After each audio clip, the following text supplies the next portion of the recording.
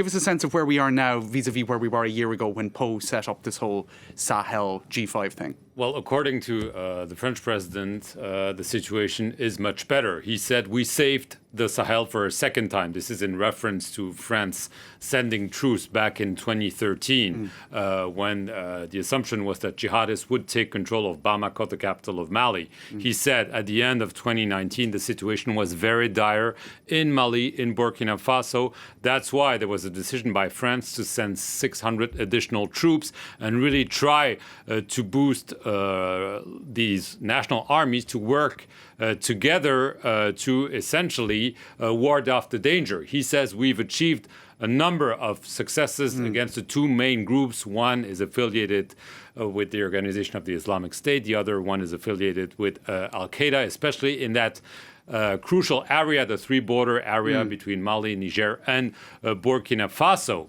What was expected this year, and the French president actually alluded to that in a speech to the armed forces a few weeks ago, is that there would be a partial drawdown of French troops. Essentially, those 600 additional troops that were sent last year would be called back to France. Because there have been casualties. French soldiers have been dying casualties, in this combat. And there have been questions raised here in France. What is this our battle? Is this our battle? Or, more direly, is this our Afghanistan? That we're going to be there forever. And in the end, stuck into a kind of a quagmire that is endless. Right? And what the president just said, he didn't announce this at the beginning, but essentially that there would be no change in the format of the French military presence. He said, this is not the time to do it.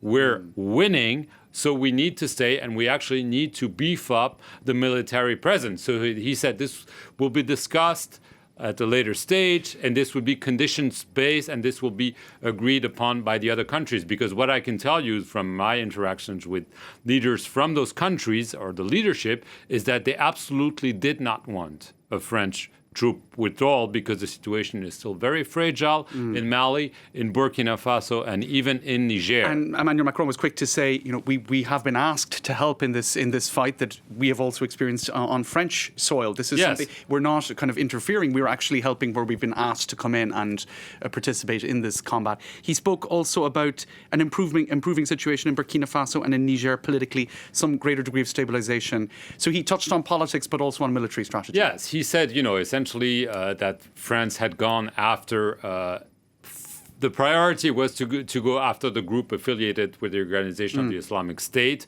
But he said this does not mean that we're not going after the other group, which is affiliated with Al-Qaeda. He named two of the leaders that were killed by France, and he pointed that the two main remaining leaders are terrorists. And this was a message because many in the region, including in the leadership, are saying we need to talk even to the most radical groups and to the most radical leaders. Emmanuel Macron just told them now, we don't talk to them. Right. We go after them. Right. So this was an important message. But he also said, yes, there was progress because there were elections in Burkina Faso. There are now elections in Niger.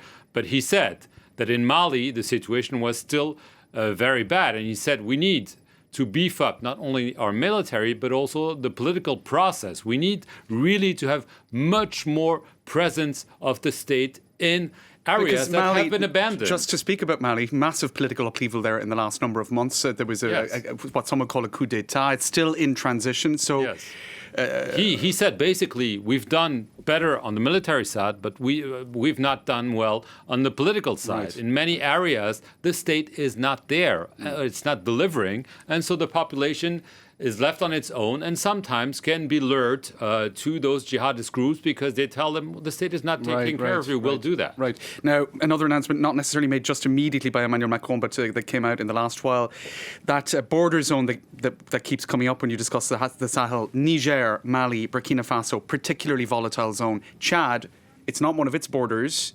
But they're going to send 1,200 troops there. So there's an increasing kind of solidarity and sharing of resources and military capacity. This kind of reinforces the argument that there's not the time for military drawdown by France and by sending those troops. They were supposed to go there a year ago after the summit in Pau. Chad had promised that they would send a battalion, 1,200 troops to that region. Then there were attacks in another region, the Lake Chad region, neighboring Chad. So the government said there, no, we need to focus on that first. And there were also some financial issues because Chad was saying, we're sending troops far away. We want financial support for that. This was the agreement that was reached recently, and this is why Chad is going to send those troops. It's important because of the number of troops, but also Chad has a reputation of having a strong and efficient military, much more than those countries where they're being sent to. Okay, Marc Perelman, thank you for that.